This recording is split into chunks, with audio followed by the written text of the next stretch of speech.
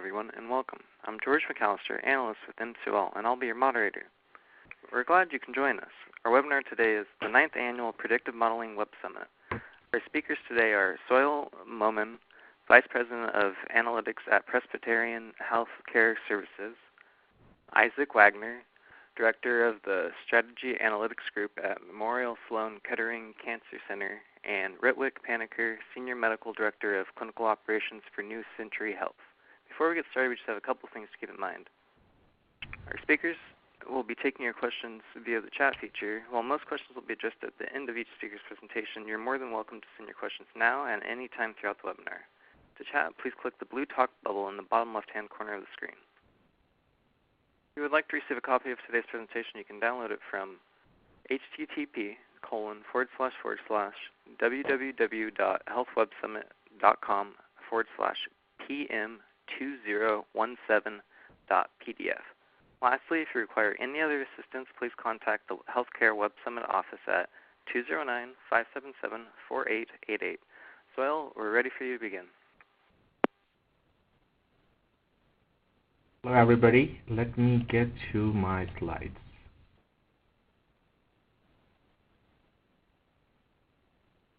Let me set the stage in terms of what you guys could expect to learn out of my section of the presentation today. That what we'll be discussing would be how and why data and analytics requirements are changing for healthcare providers with the health plan.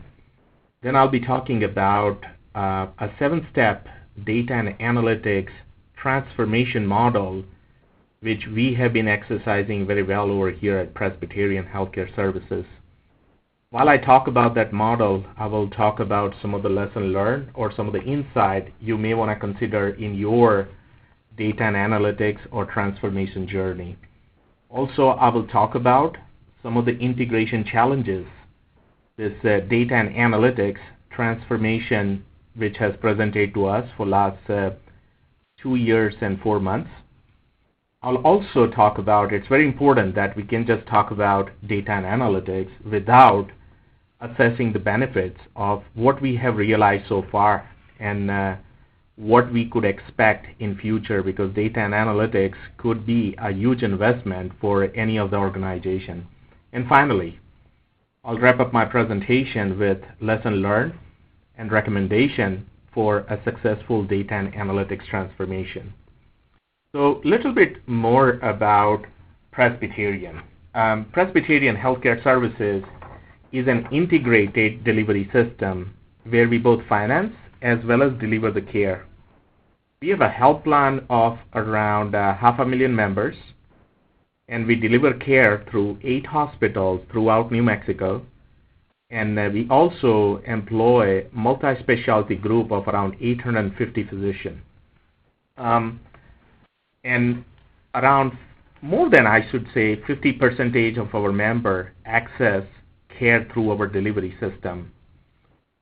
We have been in delivery system business for more than 108 years and in health plan for almost, or rather I should say more than 30 years. And more than, I would say, 50% of our both health plan as well as delivery system revenue is at some sort of risk. Overall, from a big picture perspective, we touch 1 in 3 New Mexicans. So in summary, we have a longitudinal patient record for a significant chunk of our population. Our value-based care approach is our new normal.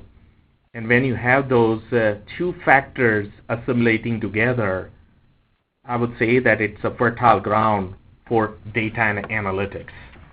So that's the kind of backdrop I wanted to paint for you so that I could introduce you to some of the incentive for us to go through this journey. So a little bit more about Presbyterian, that considering the history, we have made several strategic technology investment over years. We use Facets for our claim processing system. Epic is our EMR. And we use Cactus for our provider credentialing. And there are a whole host of system we use, but these are just few which we have invested heavily. But when you have this kind of core processing system, a lot of surrounding system or the application or the tool shows up within your environment. So for example, cost accounting application in support of Epic, Encounter application in support of Facets. And when you have this system-specific application, it leads us to a Toys R Us kind of environment where we have a lot of toys, but they don't talk with each other. You don't have the data consistency. And what it leads to an environment which is we have lots of data, but we don't have insights. And considering more than 50% of our revenue is at some sort of risk, and majority of our business is in government program, and if you are tracking the government program trajectory, you will notice that all those programs are pursuing outcomes-driven clinical excellence. And that pretty much puts Presbyterian data and analytics program as a strategic differentiator. And let me talk to you about how we have addressed all these challenges around the Toys R Us strategic need for differentiation is through going through a very thoughtful journey around the data and analytics transformation. So I'm going to go a little bit quickly, but this is the model which we are pursuing in the seventh stage. So first one is very thoughtful about the governance and sponsorship. Why I say that? Because everybody wants to go through this data and analytics journey, but sometimes the dream is short-lived. But what we have been able to accomplish over here is very sustaining journey, which is already delivering the value. And I would say it would not have been possible without executive championship and some of the governance around it. So I have a data and analytics advisory board committee. I also meet with my executive leadership 90 minutes every month through a forum called Analytics Program Steering Committee meeting. And the way my organization is organized, which is a hub and spoke model, so my staff and leadership meet with their respective operational leadership on a monthly basis through spoke steering committee meetings. Some of the insight I would like to share around the governance and sponsorship is we have been very successful at connecting data and analytics milestones to the management incentives. And when you have that kind of environment, people are out there to help you because they want you to be successful in this journey because there are incentives associated with that. Other things we have been very, very effective at is engaging our operational leadership. Our mission over here in data and analytics journey is if we cannot embed our insight into the operation or clinical workflow, we will miss our mission around what we are trying to achieve in data and analytics, and it can't happen without engaging the operational leadership. So that's some tidbits about the governance and sponsorship. Second work stream I want to talk about is value discovery and design. And if you look at any data and analytics journey, it's very easy to convert it into a bright, shiny object. There are a lot of consultants visiting executive leadership preaching about data and analytics is the remedy for all the problems which exist in executive suite. But from an operational perspective, it's very important to harvest what I like to call the value creation opportunities. And we have been very thoughtful about it. We engage our operational leadership, identify close to around 172 business requirements. We classified that into the 9 value creation opportunities. Our targets are pretty set. Our roadmaps are there, and it's helping us very well from the expectation management perspective.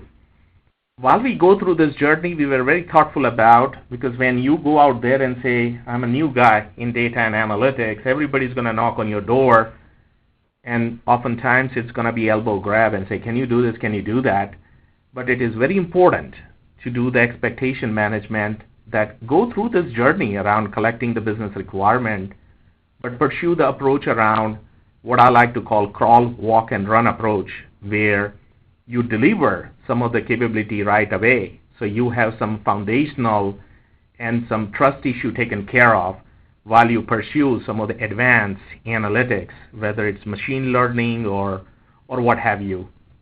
Also, in this journey, one of the things we learned in a surprising way is there's a difference between a business requirement and business and technical requirement document. And when you are on a development path, that technical response and that detail requirement could come very, very handy. So what we did in this journey, we engaged our executives and our operational leadership, collected the business requirement, but just did not do a good job at translating that into the detailed requirement. So that was a big lesson learned for us. The third work stream I'd like to share some insight would be the information management governance, often underfunded activity.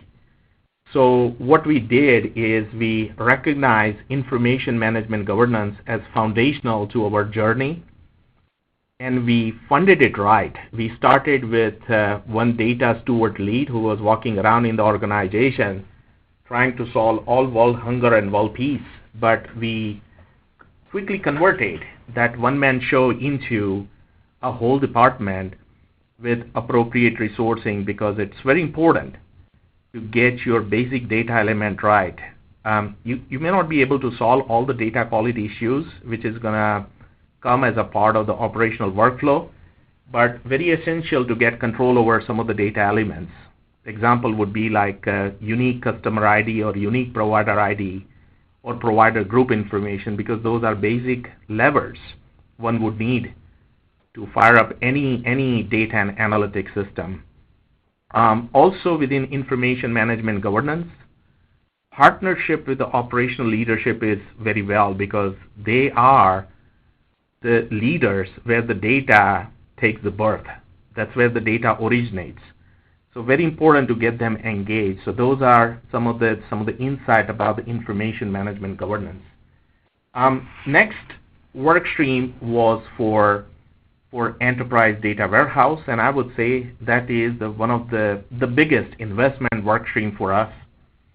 Some of the lesson learned in this work stream is leverage the use case driven data warehouse build rather than loading the atomic data model and dimensional data model and expect and pursue this build and they will come approach. And we learned that after a year, and we have switched our focus on doing more use case driven build.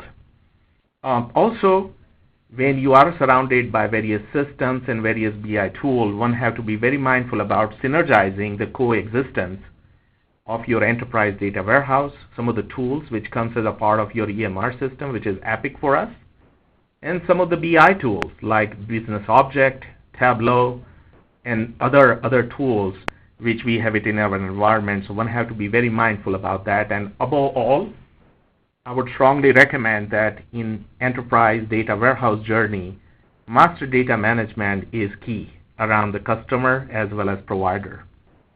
The fifth work stream is for us was analytics organization, and I would say this is the work stream which was most challenging for us, because when we started on this journey, we had business analysts throughout the organization, and they were pretty much the folks who delivered reports, who delivered data extract, and delivered some of the information on short notice. And as a part of this journey, we brought them under one umbrella called analytics organization, organized them into the hub and spoke model. Not an easy task, because you are moving the cheese, you are moving the resources. So one insight I would give you is what worked for us was culture of inclusion, because it helps us with the sense of being part of the change versus change being done to you. So working very closely with identifying some of the champions within the analyst community, champions within the executive leadership, and make them part of this journey, and it served us very well. Also, Other insight I would like to share is be patient and sensitive to perceived change in control, because it's oftentimes very easy to get frustrated, but you got to understand the perspective from the other side. And most important lesson learned in this is commit to a decision and over communicate the intent. Just talking once in a meeting or a town hall may not get through various channels, and you have to repeat. I've learned that you have to say the same thing 3 times for the information to get registered. The next work stream, which was for us was foundational, would be the change management. And I would say I have seen a lot of data and analytics journey. I've been part of many, but I found this work stream around the change management to be very helpful. And it is often ignored work stream, but we learned a lot, and we were very effective in leveraging this work stream for analytics organization transformation, as well as promote and support our data-driven culture. But in that, some of the lessons learned were communication through various channels, whether it's town hall, whether it's a newsletter, whether it's various lunch and learn. All those kind of channels are very, very important. And also within that, unwavering support from your executive leadership is very, very important, because those are the champions who is going to support you in your quest towards the data-driven decision making. And the last one was value realization. So let me show you what value we have realized so far. So this is a snapshot for 2016. We have achieved a lot of value going through this journey so far, and our journey has been like 2 years and 4 months old, but we have achieved some of the values under 3 major umbrella. I would like to say first one is financial, second one is clinical, and third one is operational. So for financial, just through discipline and governance, we have been able to take care of our Toys R Us, because when I joined the organization, there were toys or the tool for each and every business problem. And we were very thoughtful about taking care of them. And just those decommissioning those tools and consolidating into the one led us to close to around $2 million per year kind of savings. Also, through some of the analytics, we were able to identify more than around 40,000 patients with certain chronic condition. But I would say one of the biggest achievement in this was developing data sharing and data access guidelines, because we are a payer and we are a delivery system as well, and we have to be very mindful about not only HIPAA but antitrust guidelines. So we work with 7 attorneys throughout the organization. We were able to come up to a data sharing and access guidelines. I would say that is the biggest achievement of our journey so far. I want to highlight some of the achievement for information management governance, that it is very foundational for our data-driven culture, but some of the things we are able to accomplish with, we have one unique customer ID, and I'm using the word customer because customer refers to both member as well as patient, and we are tracking this. So we applied master data management, and we are tracking in high 90s both completeness as well as consistency. That's the metric we are monitoring on a weekly basis. So we have one unique ID in Facets as well as Epic, and all the BI tools we leverage. In my mind, that's a huge accomplishment and very foundational for any data and analytic insight we want to achieve. Being in data and analytics, we don't do a good job at documentation. And we struggle to define our metrics, our dimension, and then on the other side, we talk about data-driven culture, and we want our business leaders, operational leaders, to leverage our analytics insight. So what we did in this journey was we documented our key critical reports within our information management governance tool. And we also documented some of the business object universes. so that we provide the transparency, data lineage, as well as the data definition to our business stakeholder, and it has served us very, very well. Now, you must be thinking that mission accomplished and things are great. There are things which still keeps me up at night. So let me talk to you about some of the challenges which I am still tackling in spite of this journey is,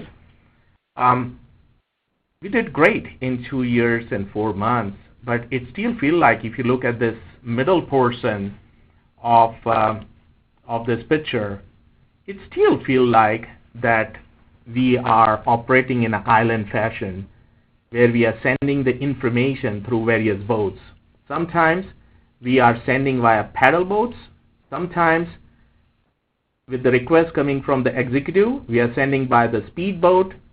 Sometimes we do a great job in terms of very advanced predictive models, and we anchor them, and we hope that the folks sitting over here is going to come and access those predictive models, especially for like patient demand, patient flow, discharge model. But sometimes people just have a gut reaction and they don't use data for their operational needs.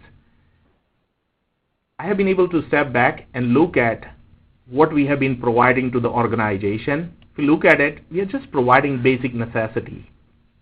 So this is the challenge I have at hand in spite of all this investment, and I got to do something about it to promote and support the partnership with my operational area. Other challenge I am still addressing is the change management. Is a lot of things we are trying to do is a push approach, and it would be nice to transition into the pool where people reach out to us and take care of some of the data quality issues by themselves by recognizing what are the ultimate impact of those operational impacts. Also, from the change management perspective, looking at various stages of the change, identifying your stakeholder group and tracking to see where they are in various stages. So that continues our journey in terms of what levers we could pull from the change management perspective, and hope and pray that we get towards the pool and it supports our data-driven culture mission. Some of the technology challenges we have is a huge investment in EDW, but realization that you have to draw the line and start thinking about what are the basic components you want to deliver. You could have a big goal and target where you're going to have a very good data warehouse which is going to allow you the advanced integrated informatics, but at this stage we are identifying basic building block through use cases, and we are incrementally delivering the value. So that's a challenge. So we are not waiting for the full-blown data warehouse, but we are building on an incremental basis and delivering the value incrementally. So obviously the question is, what is next for us? Next for us is the biggest challenge, which is the data-driven culture. And our plan is to leverage change management very, very effectively. But let me first define how do we define the data-driven culture?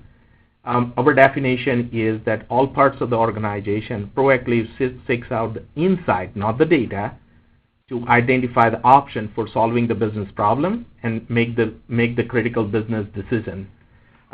We have done a pretty good job at identifying various segments of our business community, classified them into the sponsor, the agent, and the target, and we are leveraging the science of change management, good recognition about various stages of the change, which is shock, denial, anger, depression, acceptance, and the steady state, and identifying those people in various stages and applying various intervention accordingly. So a huge success, but a lot of resource commitment from our learning center, training center, as well as support from a fully dedicated change management consultant. Also, good recognition about our vision for data-driven culture is data democratization. Big fan that data should not be put in a vault and people have to put in a request, but it should be fairly available to our business community, and that data democratization the basic assumption is that we will have data literacy and data analysts. So let me talk to you about what I mean by those two basic essential ingredients which could support data democratization. That we are currently looking at some of the approach where we could give the best user experience. A lot of people talks about various tools. People talk about Tableau, Business Object, Epic, Kahito, SAS, but we cannot protect the business community and make your delivery technology agnostic. They don't need to know how we are serving up the inside. So some of the thought process we have is providing folks with Amazon.com kind of experience, where we give folks a window where they type what business problem they are trying to solve. And ultimately, it gives them the insight, and it also gives them the insight about, by the way, people who looked at this also looked at this. So that way you drive that analytical thinking. But for that, it's very important to have information management governance, where you have the report catalog, you have metadata, and all those kind of things. So we are currently on this journey where plan is to provide the best user experience we could give to our business community and take them out of this technical minutia. Also, it is very important to create the personalized user interface or user experience. A dashboard for a delivery system administrator may not be the same as the one for clinician, as well as for the director of practice operations. So you got to think from the perspective of different UI or different visualization for different stakeholder. So we are looking at some of the approach which is very prevalent in other industry and bringing it into the healthcare. Also, when we are thinking about the data-driven culture, the partnership and handoff is very, very important. This is not our way to transition the liability and responsibility onto the business area, but enablement is key. Let me talk to you about how we are thinking from the enablement perspective. I think we have, from an analytics organization perspective, we have done a great job at where we spend our time. So if you look at our historical spend in terms of where we have been spending the time, is pretty much in number 2 and number 3, which is data search and identification and assembling the data together, because we have lots of system, lots of complex data warehouse. I'm not sure if folks on the call have been exposed to Epic Clarity data model, but it is very vast, close to around 168,000 columns. And that pretty much puts us in a data archaeology zone where we are experimenting to see whether we are hitting the right table or right column to get to the inside. And we have applied certain strategies over time period. And what we are expecting is, and I'm already seeing some of the early success already, where our staff is using more of the time in number 4 and number 5, which is analytics, interpretation, and consulting with the business in business problem solving, which I like to call the data analyst zone. So we are making progress, not there, but some of the technology investment and some of the thought process has got us there. So this is my last slide in terms of what lessons we have learned so far. Is oftentimes as a data and analytics leader, we pursue various tools, but we don't do a good job at nurturing them. And one of the things we have learned in our journey is we are applying this product management approach. So in my organization, for each and every tool, I have a product owner and a product manager, and they are held accountable for nurturing that particular tool so that we manage the tool and realize the value to its max extent. Second one is information management governance. We made investment, and we were so right in information management governance, because now we are earning the dividends as we go about the data democratization through data literacy. And if we wouldn't have invested in this aspect around the data documentation and metrics and all that kind of great stuff, we wouldn't have been able to atlas our short journey into the data-driven culture. This is a huge investment, and it's a very complex journey. And one of the things which has worked for us well is start small and show the value, because executive leadership and operational leadership don't have patience, and you've got to incrementally give them the value in a small bite-sized doses. I'm a pharmacist, so I'm using some of the pharmacist language. My apologies. Also, very important to identify the business champions and leverage them, because those are the people who is going to drive your data-driven culture from the top down. And finally, consider implementing the Center of Excellence or Knowledge Center, because data and analytics staff without operational knowledge may not be an effective mix to deliver the effective care. And we are asking our staff to spend at least 20% of time in the operations and learn how the patient flow works, how we take care of some of the members in the health plan. And once you are in the mix of those kind of insight, you are much more powerful in delivering the insight, and it increases your probability of embedding the insight into the operations and workflow. So these are the kind of insight I wanted to share, and I'll take any question you might have at this stage.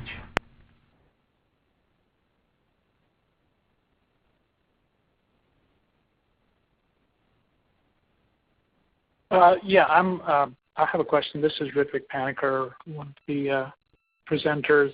That was a great presentation. I wanted to ask, when you first started, did you have to make a business case for all this to the executive leadership? Were they all on board? I just wanted to know what the initial pains were, or any stumbling blocks that you may have had. I was fortunate enough to have a champion, a CEO level champion, who had this vision, and I just happened to join the journey. So I always tell people that it is my CEO's baby, and I happen to nurture it. So just the environment, Ritvik, we live in, that if we don't pursue this journey, we will not survive. So it is the struggle for survival. So we did do the business case, but the business case was more about what and how rather than why. Okay. That's very good, and that's clearly very advanced thinking, and I really applaud that. Thank you. Thank you.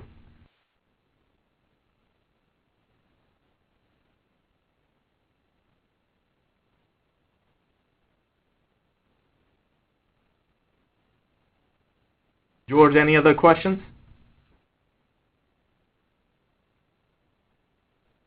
It doesn't look like there are any other questions at this point.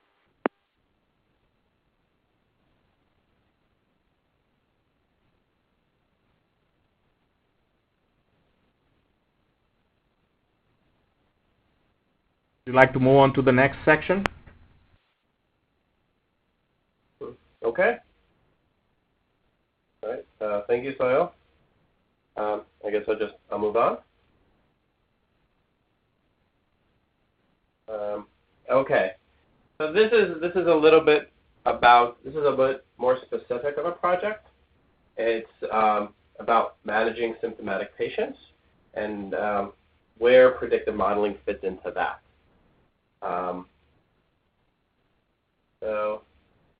What I'm going to do is I'm coming from Memorial Sloan Kettering Cancer Center. I'm going to discuss a little bit about MSK.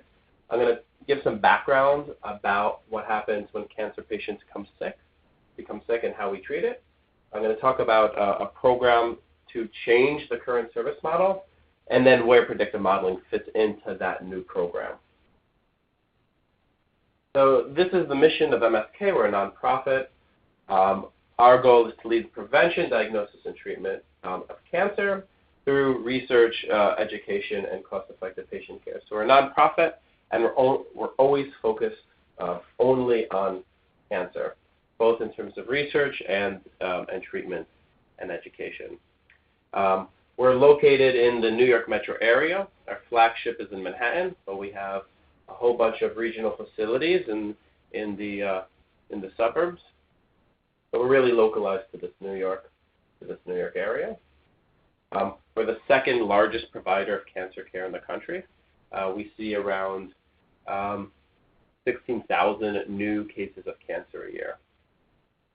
And to give a little background about how cancer care has been going over the past 30 years, one of the most important trends is that the delivery of care has been moving from an inpatient setting to an outpatient setting.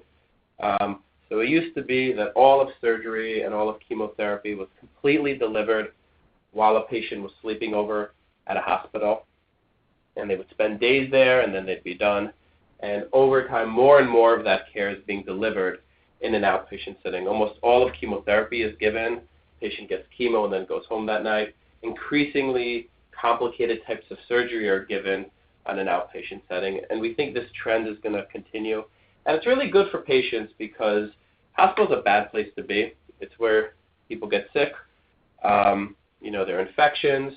It's very uncomfortable. So our ability to continue to manage care on the outpatient side is really beneficial for patients. A little bit more about MSK. We're growing as in market share. So we're not just growing as part of natural growth, we're growing a lot. So a lot of the motivation of how we think about delivering care is in the context of the fact that we're expanding pretty quickly.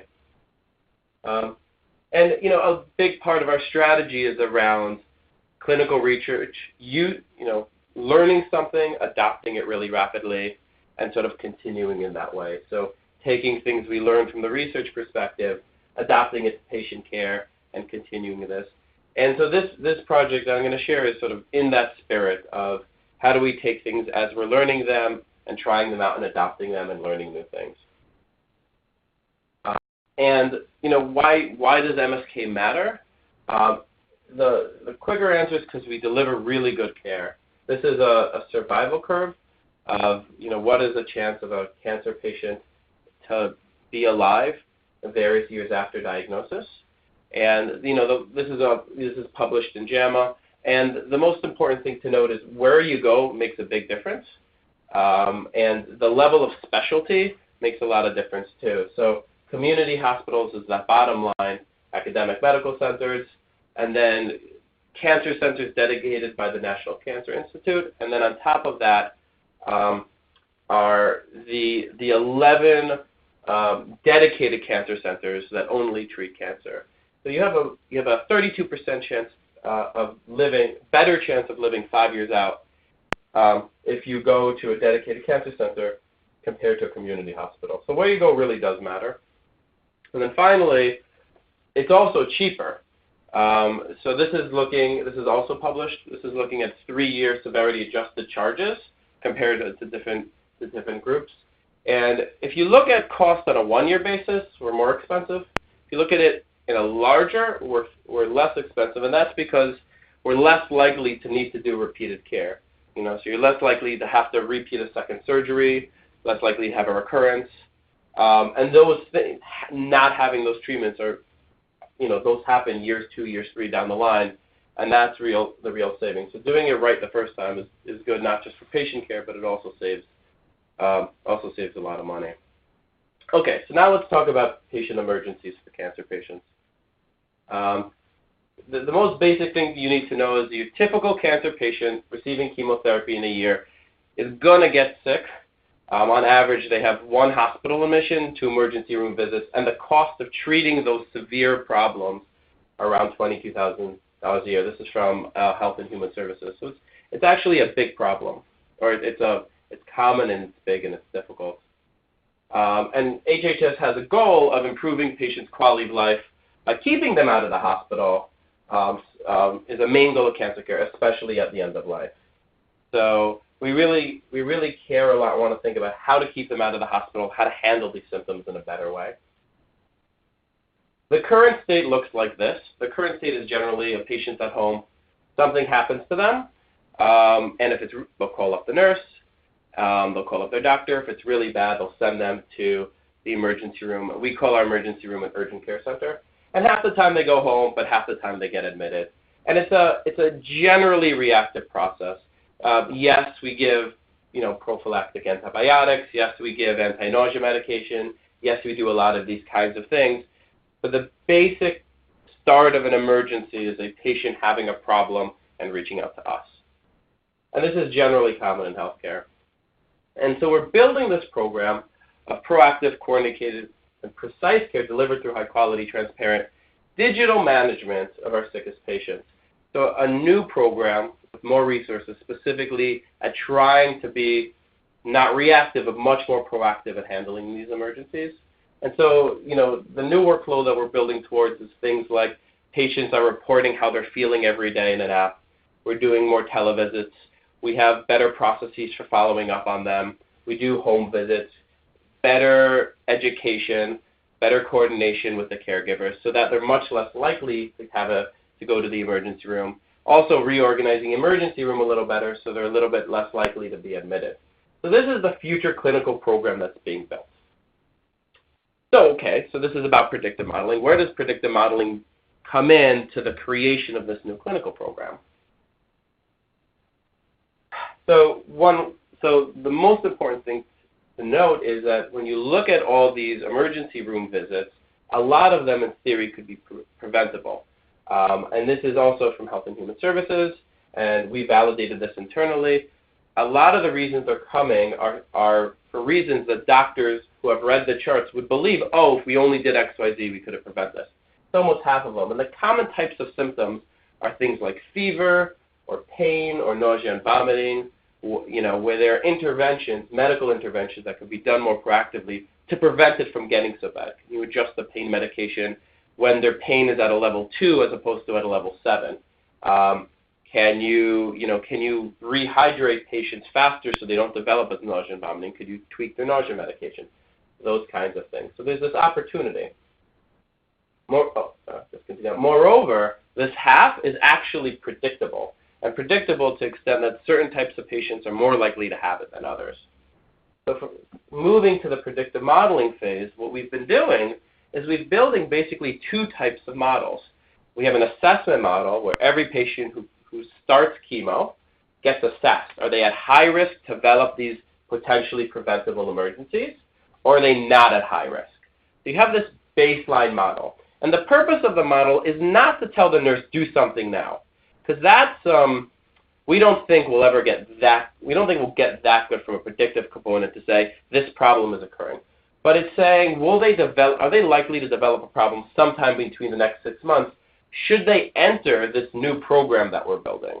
So it's really about who should enter the program because it's resource heavy and we need to make a choice of a small subset to monitor. So we do that assessment. But for everyone else who's low risk, we're constantly reviewing their data. So this is a totally different type of predictive model that basically scans all the data we get from them. And I'll get to that in more detail. And every day reevaluates their risk. And if something pops up that makes them high risk, then we say, in an automated way, we say, this patient is now high risk. They should enter the program. So the idea behind this is that, the idea behind this is essentially that there's this really good interaction or symbiotic relationship between an algorithm and a clinician. So what an algorithm could be very good for is looking at 25,000 patients and processing something. But for any given patient, you're never going to get enough detail to actually react to, right? A clinician cannot review 25,000 charts every day, right? But if you give them 10 charts or 15 charts that you think are high risk, then they figure out what to do. That's a good interaction. So we think there's a very good symbiotic relationship and a lot of really good continuous feedbacks here. So you start here, you have your data, and you build your algorithm to give a risk prediction score. and then you hand it to a clinician who does some sort of intervention, right? But what's really nice about this, and what's really nice about doing this for a hospital, is that we get immediate feedback. We might have selected the wrong patient, we might have missed something, and we get feedback from the clinician who says, oh, you got the wrong patient or you're missing a patient, and that can help improve our model. We also get feedback about whether the intervention is useful or not. So we might find a whole class of patients who have predictable problems, but there's nothing you could do about it. And finally, we get feedback on the data. We might not be collecting dementia well. We might be finding that they have to, the pain scores that they recorded while they had their physician visit is useless. It's what pain is happening while they're at home that really matters. We really need to start collecting that better. So it's through this sort of continuous feedback that we're able to both improve the intervention and the algorithm aimed at supporting those interventions. Okay. Oh, whoops. And then just to give you a sense of the kind of data that we're looking at basically anything we could get. Demographic information, information about the tumor, pathology reports, comorbidities, any orders they get, radiology, what did they do, so patterns around how they were treated, lab values, drugs, psychosocial information, nursing documentation is key. The patients call up nurses 30,000 times a month, and we have documentation on all those calls. So it's a treasure trove of problems that are happening while they're at home. Radiology, physician notes, and performance status. And we're doing both. We're collecting both structured data and unstructured data. So to give you a sense of what these kinds of models look like from a machine learning perspective, we have all sorts of structured information, and then we have unstructured things like clinical notes and radiology notes. The unstructured goes through our natural language processing pipeline, which has a whole bunch of algorithms aimed at extracting interesting things. And there are a lot of interesting kinds of algorithms that exist and are increasingly coming out that relate certain concepts to other concepts, that adjust for misspelling. So, you could, if a doctor is mentioning certain terms a bunch of different ways, we're increasingly getting better at all the ways doctor says metastasis, or hints at it, or suggests it, and we pick up that, and then we bring it into this model. But before we bring it in, we get 2,000 clinical features on any given patient, which is way more than you could. We only have 20,000 patients. So we then do this process of a lot of essential dimensionality reduction, and it's not just statistical kind of stuff. It's not just have the model figure out the best things. It's also a lot of it is clinical. So we work very closely with our doctors who help us say, oh, you know what, you're getting weak signal on the drugs because you're not organizing them well enough. There's this classification that exists on intensity. You should leverage that. So you should map every drug to their sort of adverse events and leverage that data. Or help us determine, oh, you're looking at creatinine value. No, you have to look at clearance. And so they're really helping us. And this is part of the larger part of dimensional reduction, which is basically getting much more signal out of the information you're getting. And then we run our models. And what we get out of it, we get a score for every patient, but it's healthcare, so that's actually meaningless, right? No one's going to trust that. You actually have to come up with stories about why this is happening. So attached to these things, we need to say, hey, you know what? This patient is already having severe pain issues. They're on a home PCA pump, and a typical patient on a home PCA pump is 10 times more likely to come in the next 30 days with emergency. You give that kind of information, it has more legitimacy, and then they'll actually believe it. Or we just picked up that they were diagnosed with a spinal metastasis, and that's why we're concerned about pain. Spinal metastasis is known to cause pain, so it makes sense. So you can't just give them scores. You have to come up with a lot of explanation, otherwise no one's going to look at it. You also have to give them context. You have to say, you know what, there's some patients who are only going to come once. There are other patients who are going to come over and over and over again. And that's a very important part of this. So just to give you some examples of what we find in these models. So lab values matter. So the red line is sort of your average risk for a typical patient on chemotherapy. And so above it is how many times more likely you are to have a problem, and below it is less likely. So the fact that the doctor was concerned enough to order troponin tests makes you 3.8. times more likely. If you have a low albumin value, it makes you more than twice as likely. High bilirubin, low creatinine, makes you worse. If you have high hemoglobin, it makes you less likely. The times you call nurses matter. If you're calling the nurse frequently, you're increasing chance of some problem going down the road. And, this kind of makes intuitive sense, but we have a system that's actually scanning and capturing how many times is each patient calling the nurse. Moreover, we're actually looking at what are they actually talking about. So we're picking up how many times are they calling the nurse complaining about pain. And as you see, if they're calling a little bit about pain, it doubles or triples. Once they start talking a lot about pain, it really increases their chance that a problem is going to happen. So that might be, they're calling about pain. That might be the opportunity for really, really important interventions aimed at, keeping them out of the emergency room. The terms in the notes matter, right?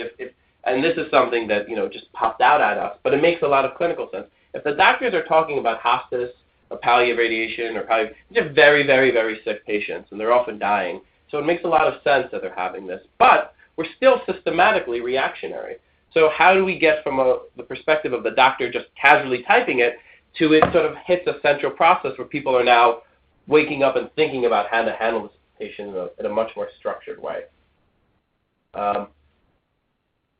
Interventions also obviously make a difference. So if they're on morphine, or if they're on nerve blocks or PCAs, as I mentioned, these are already indications that there's been a problem, but it still registers that it makes sense. Oh, these are really your sickest patients, right? So as we're monitoring this, it could be a baseline low-intensity patient, but once we see they're on morphine, they pop up to being actively monitored. And we also look at not just presence of things, but changes in things. So the change this is the change in body mass index. So it generally doesn't have an effect if you're not changing at all. You're a little bit less likely. Once you start losing a lot of weight relatively quickly, that actually has an effect. And we're doing this not just for BMI, but there are a lot of things that all of a sudden could change, and that change is what is concerning, not just the presence of an event. And then from a cohort perspective, just to give you a little bit more sort of background, we have 25,000 patients. Your baseline risk to develop a problem in 6 months is around 12.5%. But for most of them, the risk is 4%. And all you have to know about the patient to know that they're low risk is that they've never been to the emergency room before. There are no mentions in the notes. And there's a pain ladder. The World Health Organization has a pain ladder, and you're less than 1. This is something the algorithm gave us. This isn't something that came clinically. This is sort of a refined, pure cluster of low risk. And about this, that they're actually low risk. But then there's certain clusters that are high risk. These 400 patients are way more likely. They have a 42% chance of coming in. And all we need to know about them is that they're young, they're complaining about pain a lot, and they're on H2 antagonists. So none of this, of course, is used, just go off and do it. But it's used, we review it with the clinicians, we're going to publish on it, and then we come up with these rules to say how to monitor it and how to handle this stuff. So, just in conclusion, the purpose of the program is proactive symptom management. We're using predictive models essentially to determine who should enter the program and to continuously monitor them. We're not trying to tell a doctor do this or do that, or a nurse. We're really not. We're just saying a systematic way of monitoring everyone, just to say, start looking at this person, read these charts, and to direct these new resources a bit more appropriately. And are there any questions? So do you have clinicians who are adding or subtracting parameters to the variables that you're monitoring? Or are you just taking as many variables as you can get, and then based on how patients use the ED and get admitted, that's how you're finding what the variables are? For example, one of the slides you mentioned, which is very interesting, no urgent care visits, no mention of opioids, and these are low risk. And you mentioned that the system or the machine gave you that information, was not proactively given. So I just wanted to know. Yeah, sure. Yeah, so the clinicians help us with, they start by helping us with the areas about where to look at what's important. So they'll guide us to say lab values are important, and to say, you know what, this blood test and this urine test are really the same thing. You really need to combine them into one thing. Or they'll tell us you really need to start looking, at these notes, or they'll read through the literature and what existing predictive models found things to be important. Like we found this, right? And they'll help us guide that and help us make sure the data is good. And then we use the model to test to see if it shows up as important. And we often do a lot of times they'll ask the question, hey, how important is, depression? And then we'll look to see how important is depression. And that, when we say how important is depression, it actually means two things. It means, can we find that it's important? But it could mean that it's still important, but we're not documenting it well, right? So we're very sensitive to the fact that, it might not show up, not because the model isn't right, but because our system of collecting it isn't accurate, right? So if doctors feel very strongly that something is important, we're going to take it seriously and try to figure out what's happening. Okay. Thank you.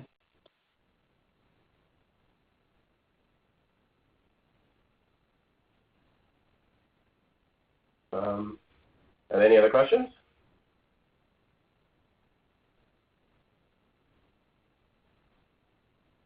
All right, Rick, I guess you could take it over from here. Thank you all. I'm Ritvik Panikkar. I'm Medical Director at New Century Health. And my job has been made a lot easier by the previous presentation, and it's a good segue for me to move from Isaac's presentation and just sort of give you the clinician's perspective on this. So we're going to learn a few things about the economic and clinical opportunities, just talk a little bit more about the models that are available, and essentially what I'll be doing is sort of supporting what the two speakers have already said by giving you the clinical viewpoint or how true what they're saying really is, and where does the clinical aspect come in, or what are the clinical aspects we look at. And also tell you how our company, New Century Health, is collaborating with clients to risk stratify and identify these patients. So some of the questions we'll try and answer, actually some or all have already been answered. We're just going to delve a little deeper. Is there an opportunity to use predictive models in cancer care? Yes. What does the clinical evidence demonstrate? How can predictive models be used? One real example. So some of these questions both Soyal and Isaac have answered, and I'll just concentrate on some of the clinical aspects. So why is this important? And why does cancer care quality and cost management drive health plan actuaries crazy? The reasons are that there's a lot of variability. It's high cost, as mentioned by Isaac. Each admission is expensive. Anybody getting admitted for febrile neutropenia, the costs are anywhere from $25,000 to $40,000 per admission. And it's low volume. That means, what that really means is that a small fraction of patients are driving a large cost to the insurer. But we're not here for the insurer's benefit as much. We're patient-centric. And patients don't like to be in hospitals. They can develop complications and so on. And as Isaac had presented, that there's a large chunk of visits to urgent care and emergency department that are avoidable. This is another pie chart from a retrospective analysis of claims data, and it's more conservative. It says about 18% costs are avoidable, but it's looking just at the cost. It's not looking really at the number of patients that that visit the emergency room or urgent care clinics that don't have to, or those visits that can be prevented. It's looking primarily at cost. So what does the clinical evidence say? Well, this is a quote from Michael Kalogi. He's a medical director with Flatiron. He used to be with Aetna, and he feels that chemotherapy toxicity is often the reason for hospitalization. I think it's part of the reason, but it may not be all of it. And a lot of it can be managed either at home or in a doctor's office, and not necessarily in the emergency room or urgent care clinic or the hospital. These two are probably my most important slides. Is it possible to predict the risk of chemotherapy toxicity? Yes. This article, just to tell you about Dr. Horia, she has developed risk prediction models for chemotherapy toxicity, and these have been validated. So what are the parameters we look at? We look at the age of the patient, the cancer type, the planned chemotherapy dose, the planned number of drugs, whether it's a single agent or multiple agents. We look at two lab values, the hemoglobin and creatinine clearance. Isaac mentioned both. Then we look at certain other parameters that can be difficult to think about, and that is their functional status. So how do we assess that? We ask simple questions like, how is your hearing? Have you had any falls in the last 6 months? Are you able to take your own medicine? Are you able to walk 1 block? And is your health interfering with your social activities? So these do not really sound like clinical questions, but they do a good assessment of how the patient is, and there's a risk or there's a score applied to all this, and then there's a cumulative score which divides patients into low risk, medium risk, and high risk. So just a little different from what Isaac said. You're either high risk or low risk. Is it possible to predict hospitalization? Yes, it is. It was done at Dana-Farber, Howard Medical School, and Mass General.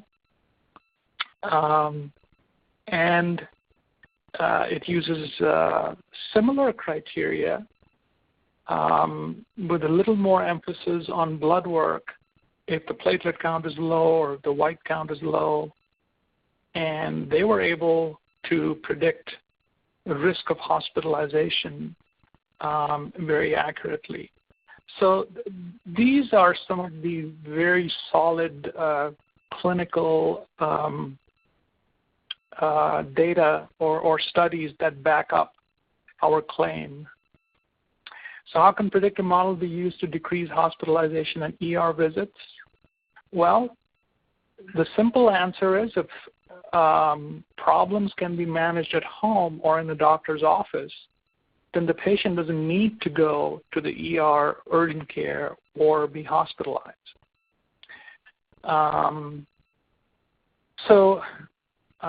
That brings us to the concept of proactive intervention or proactive symptom management. And for example, nausea, vomiting is a common symptom. If that is not well managed, it results in dehydration. Nausea, vomiting can be managed at home. Dehydration, if it occurs, can be managed in the doctor's office, certainly during office hours. The best thing would be to avoid it or to prevent it with proactive management. That's just a sort of simple example. Isaac mentioned the pain example, which is very important. If we can effectively manage pain at home or in a doctor's office or with a pain consultant, then uncontrolled pain would not be a reason for emergency room visits or urgent care visits. So what does one real world example look like? So this is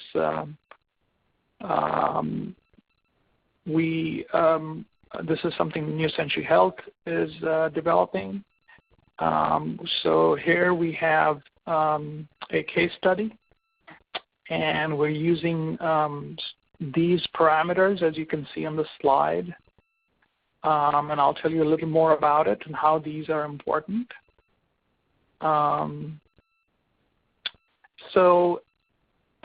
Let's say the patient is getting therapy that causes a lot of nausea, vomiting, increases the risk for the patient's white count dropping. It's the third or fourth line of treatment that the patient is getting, has advanced cancer, and is 70 years old and is losing weight. Now, just based on common sense, one would say that this patient is at high risk for developing complications or going to the ER and being admitted. So we are scoring those in this fashion, adding them up, and assigning a risk score. So this is a model similar to Dr. Horia's model, in which we are risk stratifying. And this is data that we can capture on each patient and use it to identify patients at higher risk. And once we've identified them, then what do? Well, then we alert the provider or the provider's office so that there could be proactive symptom management. And I'll come back to this proactive symptom management in a minute. Some of the disadvantages of this model is that it does not include data on comorbidities. So for example, going back to this list, I'm not included in this, or we have not included whether the patient has diabetes or hypertension or kidney problems. So that is one area where we are trying to incorporate more comorbidity data, and there are various ways to do that. The advantages are it's easy to use.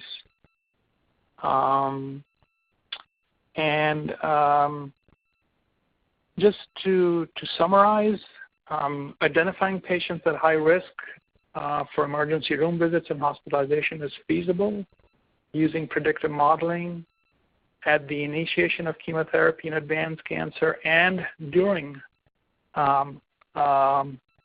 treatment. So further risk stratification of patients receiving chemotherapy is feasible with proactive symptom monitoring.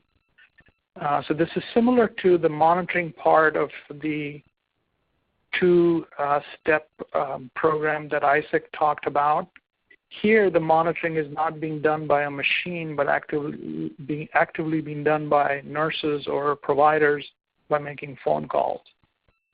And does this all make an impact? Yes, it does.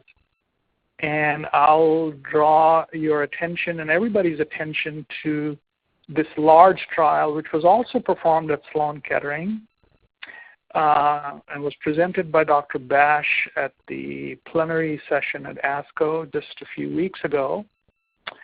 And this one looked at about 800 patients, 766, and half of them were treated just with usual care. The other half actually were asked to self-report symptoms. So there was no active monitoring involved, but to self-report symptoms. And they self-reported symptoms, and after they self-reported symptoms, the nurses would respond and intervene. And the trial followed patients for several years, almost well over 5 years. And there was a survival difference. There was an 8% overall survival difference. And that was very impressive. And this is a randomized trial. This is a phase 3 randomized trial, the type of trial that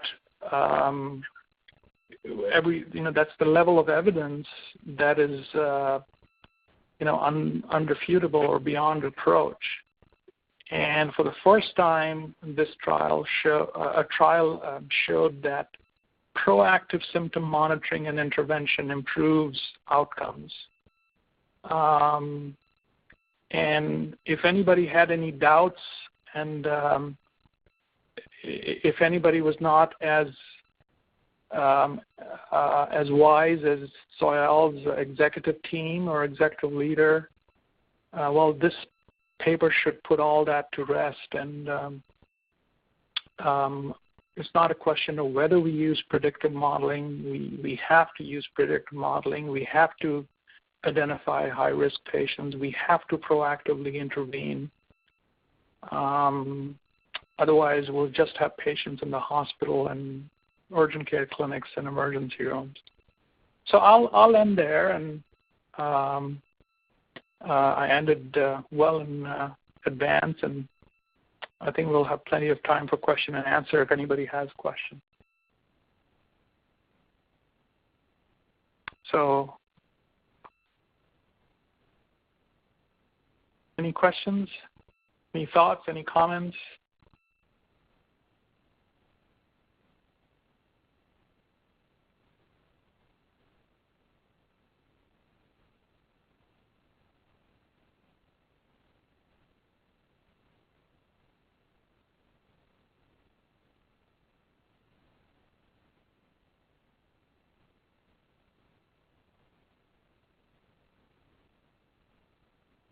Hello?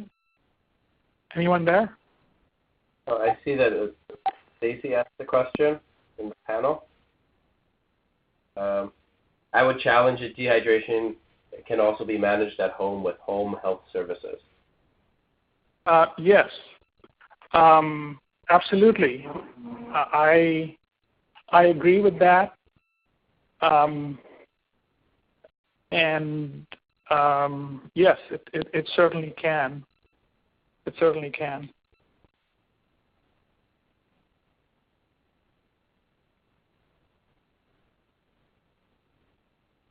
I think we can give it a few more minutes since we're well before the end, and see if anybody's typing questions or anything like that.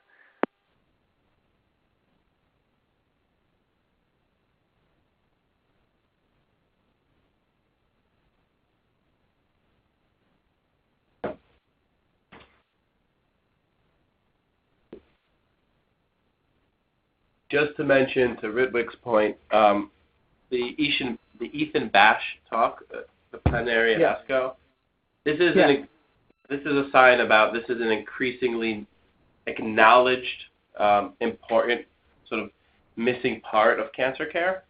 So, right, ASCO is basically it's the biggest meeting of cancer people in the country, and this was one of the biggest talks there this year.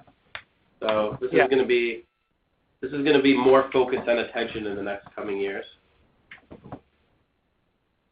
Yes, that is correct. And it was the plenary session, so just to give you an idea, the plenary session is when there's no other talk going on in the entire conference except this one. So everybody is attending it at the same time. Right, and this ASCO meeting has thousands and thousands of oncologists attending. Right, the projected range is 30 to 40. So, to make it to the plenary session, it has to be important or practice changing. So I said, did you work with Dr. Bash or? I haven't worked with him. He's been moving around with institutions, but he implemented a STAR system. He called it STAR for patient-reported outcome. And we've sort of been involved in building out its successor. We call it now Engage.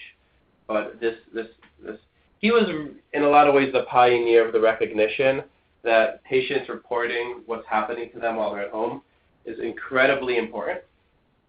And we've been doing a lot of work in surgery, post-surgical complications, and we really want to now we're moving it to medicine, to chemotoxicities, to patients who are sort of in decline, not doing well. But I myself have not worked with him. Okay. Yeah. Okay. Yeah.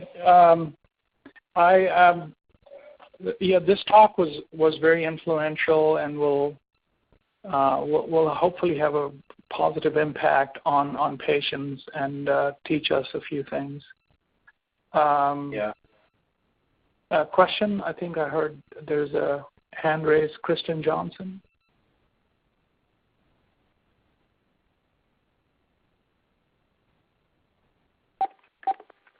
You'll have to type out your question. Sorry, Christian.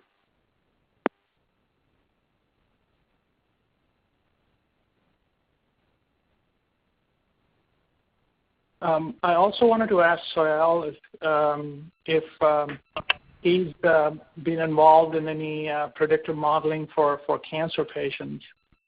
It looks like you're doing it for the whole hospital health system. We are taking this thing on a pilot by pilot basis. So we took on the challenge about appropriate utilization for our hospice and palliative care program. Okay. And our challenge was to identify or predict the death 2 years in advance, so that we could proactively identify for hospice and palliative care program. And I think it worked out pretty well in terms of the sensitivity and specificity of the model.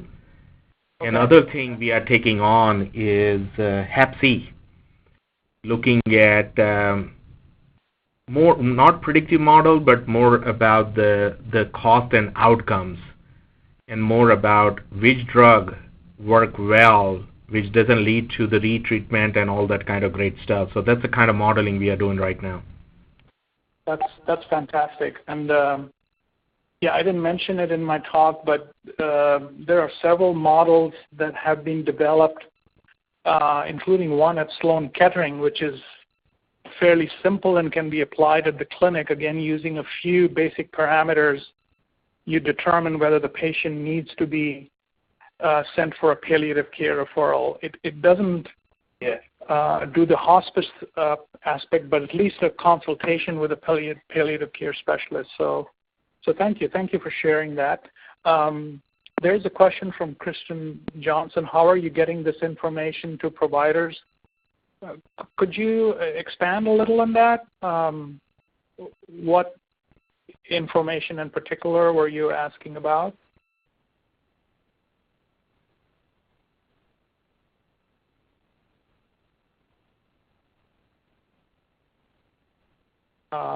Is the risk model built within your EMR? Well, that's a really good question. I'll have one of our colleagues take that on first, Isaac or Sohail. So for me, the answer is not yet. So we have a whole bunch. We have a whole bunch of work streams. We have a technology work stream trying to figure out how to surface it at that level. But as of today, it does not exist. We do have in our EMR this basically a cohort builder functionality that enables monitoring of specific cohorts, but we haven't, and so that's a platform that was built in-house that will eventually enable us to implement algorithms as we need to. I think much harder than the technology is figuring out an appropriate workflow. We've successfully implemented an inpatient predictive model based on the Rothman index, and what that does is that looks at, it's based on labs and other things, but the real power is nursing notes, and on the inpatient side, nurses fill out a form about the patient's status at least twice a day, and that gives you the power to see if there's a huge drop. So that's implemented in our EMR, and that gives you a time series view about performance of patient and alerts for each patient on the floor, and that's part of the nursing workflow. But we do not have anything yet on the outpatient side in the EMR. So in our organization, we build the model outside of Epic, and once we figure out the parameters, we plug those parameters into the Epic Healthy Planet registry, which allows us to incorporate those algorithms through appropriate weighting system. And this is how we drive some of our case management and transition of care services. So that's how we are approaching installing those risk models into the EMR and driving our care management workflow right there within Epic. So that's really good. So your answer is yes, you do have EMR integration as and when you develop these models. So that's really very good. From my perspective, we work with different payers and practices. We work with 8,000 different medical oncologists at New Century Health, and it's really dependent on what their EMR is. Having said that, our Chief Information Officer is working very hard to integrate our risk stratification model into EMRs with the various different vendors. We're starting with Epic, and we're going to meet with University of Washington in St. Louis to try and do that. Interesting. There is another question. Are you using HL7 or FHIR as your standard to allow that interoperability? That I'll defer to my colleagues. That's HIM lingo. Yeah. So, I mean, I could answer that for us. The data flow for coming to us is not directly against the EMR. We have a back-end warehouse that we're hitting. We've had some use cases that's directly hitting HL7 messages. The sort of the computational task of collecting it is sort of much harder, and there's sort of a large set of systems that you have to hit, and for us, it's sort of different products for each one. So we haven't done that yet. It's really only valuable, I think, if it's a product that really needs to be real time. So it depends how immediately do you need these results. Otherwise, from sort of a delivery and computational perspective, it's much easier to not do it that way, I think.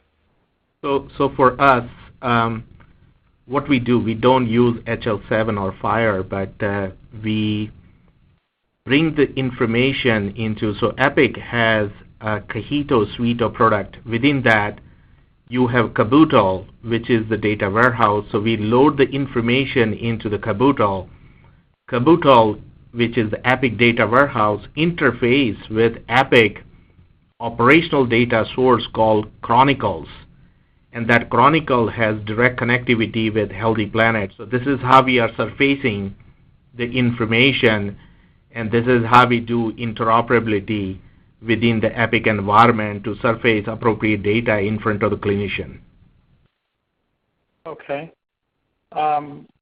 Thank you. There was another question, and I'll read this. Have you considered partnering with a home health agency or hospice agency or agencies in those data points that would predict rehospitalization or decline, the OASIS data set and the new HIS is a potential source, particularly with key items related to pain and functional ability. Well, I'm not sure I quite understand that. I'm going to let my colleagues read that question and see. No, I think it was pointed towards me where I talked about the hospice and palliative care program. Yeah. That's a very good suggestion. I don't think we have considered partnering with those agencies and looking at that data sources. We pretty much, for this effort, we looked at, since we are a payer and a provider organization, we had access to both claims as well as EPIC, deep clinical data coming out of Clarity. And we combined both claims and the clinical data, and that's what we leverage for various modeling aspects. So we did not, it was our crawl approach, so we just leveraged what we had in our hands, but that's a very good suggestion. Yeah, thank you for that question.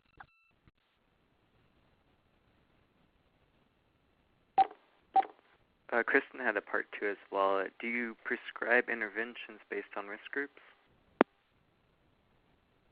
Yes, I will take that as well. So what we do, the Healthy Planet Registry creates the workflow for the clinician, and that pretty much drives their care management workflow. But usually it is used by our case managers, and that creates a queue for them to work through, and it's pretty automated. It's pretty nice the way they have integrated all this information in support of the workflow. Yeah, I would be surprised to see anything that was actually really prescriptive in that way. Sending to caseworkers or those kinds of things seem to be the more common use cases, or just directing to a nurse's attention. Anything that's very prescriptive seems to always hit a lot of problems and pushback and mistakes and things like that.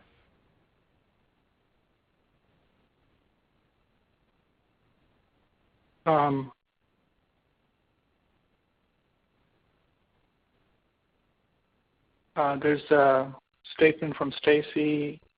I can appreciate crawling and would welcome an opportunity to discuss the data point with these data collection instruments and you.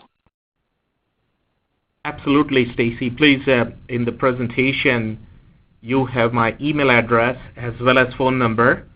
Please shoot me an email, and we will connect and discuss this opportunity, because this may be a good thing, and I'll bring in my director who we are supporting from the hospice and palliative care program, and I'm sure they will be interested in learning more about this as well.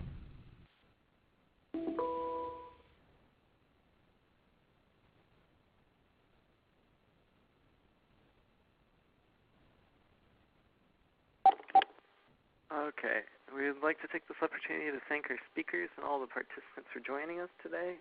We will be sending a follow-up post-event feedback via email before close of business today, and would love to receive any feedback you wish to share. If you haven't already done so, please be sure to join our LinkedIn group on the web, where you can post questions, start discussions, and suggest topics for future events. This now concludes our webinar. Thank you. Thank you all. Thanks.